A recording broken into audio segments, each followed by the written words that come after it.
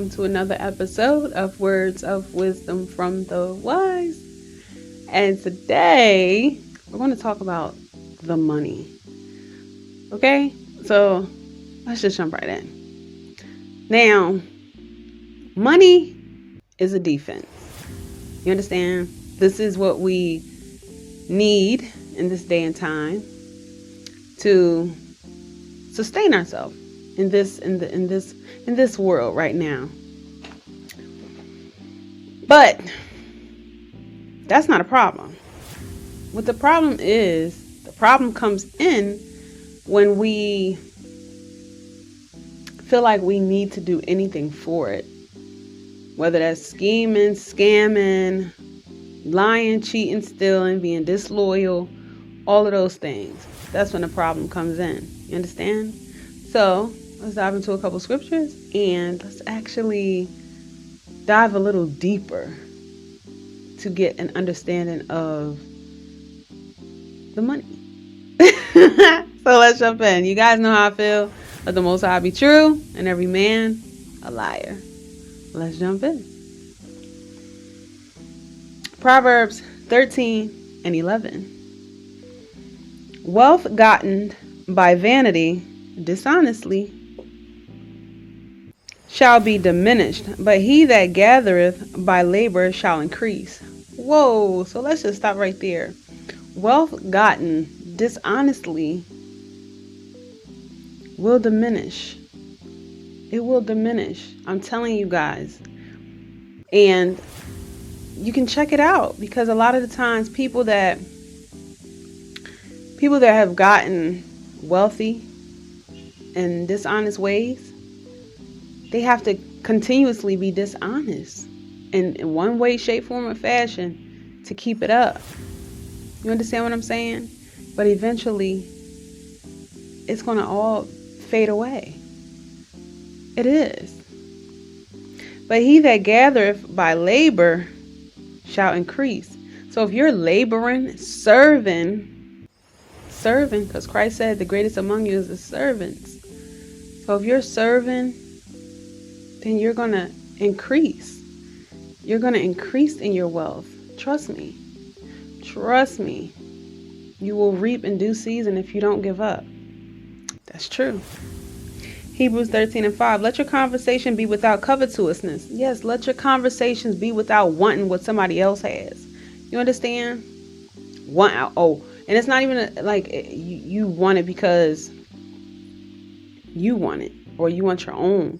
No, a lot of people, they really want that other person's stuff. Whether it's their man, whether it's their woman, whether it's their home, their house, their family. You understand what I'm saying? They just want to be them and want what they have. Let your conversation be not with that. That's big. I hear a lot of people, man. And be content with such things as ye have. Be content with the things you have. That doesn't mean that you don't have that you don't strive to become better. But in each stage of your life, be content with what you have in that stage of your life. You understand what I'm saying? And then when you make sacrifices and you elevate yourself and create more value within yourself, then you be content with that stage. Then you be content with that stage. Because by you being content, it's showing that you're grateful for what you have. And then the Father gives you more. You understand? Because if you're content, you're going to take care of what you have. Because you're not focused on, oh, I wish I had that, I wish I had that. No, you're grateful for this. So you're going to take care of it. And the Father will bless you exceedingly because of that. For he have said, I will never leave thee nor forsake thee. Exactly. The Father will never leave us. He will never forsake us. Be content with what you have because he's in the midst of it. You understand? 1 Timothy 6 and 9. But they that will be rich fall into temptation and a snare, and unto many foolish and hurtful lusts, which drawing men in destruction and perdition. Whoa. So you got to realize that a lot of the times, being rich, being wealthy, you're going to be like brought into a lot of temptations and lust. That's why a lot of the times the Father don't bless a lot of people with the finances that they're praying for and that they want, Because the more finances, you're going to be doing more foolishness. Not everybody, but you know who you are. You're going to be doing more foolishness, and the Father's like, you know what? They're doing this right now when they don't even have what they're asking for. So imagine if I give them what they're asking for. They're going to be doing this tenfold. It's going to be way, way worse. I'm not giving it to them. I'm not giving it to her. I'm telling you, that's why. The Father wants you to clean your act up, just like I did last night. You can't put new wine in old bottles. You have to clean up your act in order to receive certain blessings. That's big facts. 1 Timothy 6:10. For the love of money is the root of all evil, which while some coveted after, they have erred from the faith. You see, money is the root of all evil. It's not the money per se, but it's what you do for the money. You understand? People will do anything for the money. If you're just doing something specifically for money, that's wrong. That's wrong. You understand? You have to serve. And money is the byproduct of you serving. Money is the byproduct of you laboring. But your thought can't be, oh, I'm doing this just for the money. That's wrong. Which some coveted after, they have erred from the faith. Exactly. And pierced themselves through with many sorrows. Yes, they pierced themselves through with many sorrows. Because why? You left from the faith. So now you're acting in ways that you know that is wrong. And you're creating sorrow within your heart because you're like, man, I can't believe I'm doing this for this money. I shouldn't have did that for this bread. You understand what I'm saying? Now you're being tormented in your own space because you decided to err from the faith of the Father, not believing that he would bless you, or it's taking too long.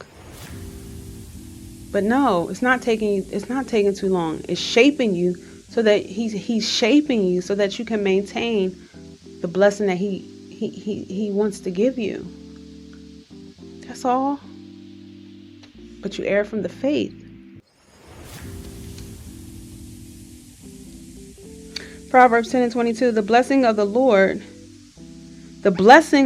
Lord, it maketh rich, and he addeth no sorrow with it. Whoa. Now see, Satan, when you want to get rich with him and you go on the left-hand side, it's going to be many sorrows, as we just read.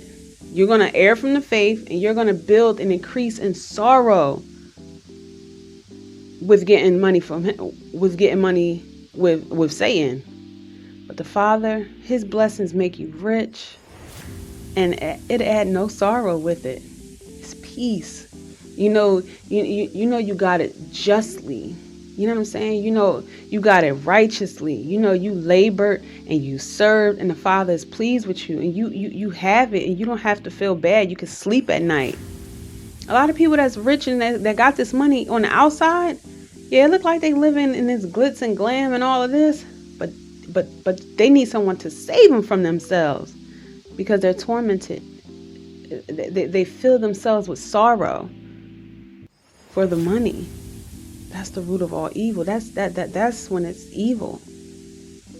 Your intentions, what you do for it.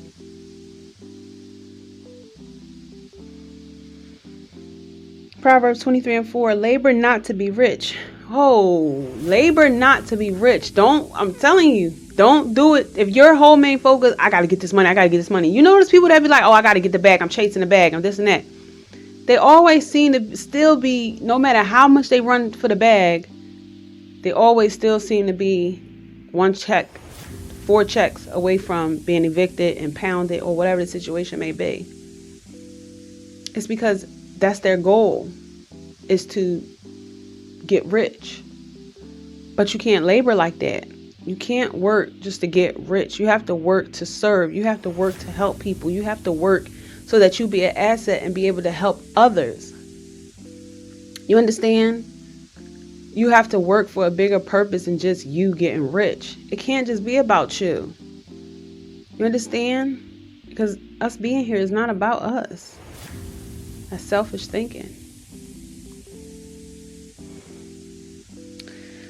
Cease from thine own wisdom. See, that's your own wisdom. You got to think kingdom. You got to think nation. That's the Father's wisdom. You understand? It's a togetherness with him. And when we think that same way and we serve, our riches will increase. You understand? Without sorrow attached to it. And it will last. Because why? We have the wisdom from the heavens. And we know how to utilize our money. We're not just out spending and spending and spending. We realize that we're supposed to invest, help others, and you understand? And get a check right back by doing so. But we're not looking for that. We're looking to serve. Proverbs 11:4, riches profit not in the day of wrath, but righteousness deliver from death. Exactly. Focus on doing what's right, because them riches that you schemed and scammed for, that's not going to save you in the time of the Father's wrath. It's not. Focus on righteousness, and the Father will will fill your cup, and then you'll have riches and righteousness and wisdom. You understand? Don't be so focused to run out there and just do whatever you can for money. Money is like, you know how like money attracts money? It's because that energy, you know what I'm saying? That vibe. But when you go out there and chase money, you notice you always end up broke, because whatever you chase is going to run away. You don't chase, you're supposed to attract. And how do you attract? You attract by being what you want to attract. Add value to yourself. You understand what I'm saying? Read, research, find ways to add value to yourself. And I'm telling you, your finances will increase. Ecclesiastes 7:12. For wisdom is a defense, and money is a defense. But the excellency of knowledge is that wisdom giveth life to them that have it. See? Money is a defense and wisdom. But when you have both, that's an awesome package. Because you understand, you have the knowledge of what to use it for. You understand? You have the knowledge of how to spend. You have the knowledge of investing. You have the knowledge of giving, receiving. You're using this wisdom. But those that have money without wisdom, you're going to constantly stay in that rat race. Last one and I'm done. Matthew 6:33. But seek ye first the kingdom of God and his righteousness, and all these things shall be added unto you. Exactly. That's how you receive the Lord's blessings. You understand? Seeking his righteousness. And a lot of people don't want to go that way. They want the fast way. Well, they think it's the fast way, but it's really not. Because the Father, he molds you, shaped you, and wants you to be a certain type of way for whatever that blessing that's coming to you. So it's like boot camp. You know what I'm saying? You have to train in order to do this. It's the same way. It's the same way. But Satan, he don't care how you are. Just do this and compromise your morality, and I'll give it to you. Sin against the God of Israel, Ahia, and I'll give it to you. That's what he wants. He wants your soul. So he don't care. Give me that and you can have everything. The Father is not like that. You understand what I'm saying? Seek him in his righteousness, in the kingdom, and all these things shall be added unto you. He will bless you. He's already blessing all of us, waking us up. You think he won't do more? Of course he will. But are you able to receive it? You understand? So with that being said, you guys, I pray you were edified. Remember to stay prayed up. Sin not. The kingdom is at hand. Repent and be baptized for the remission of sins. And I'll see y'all in the next video.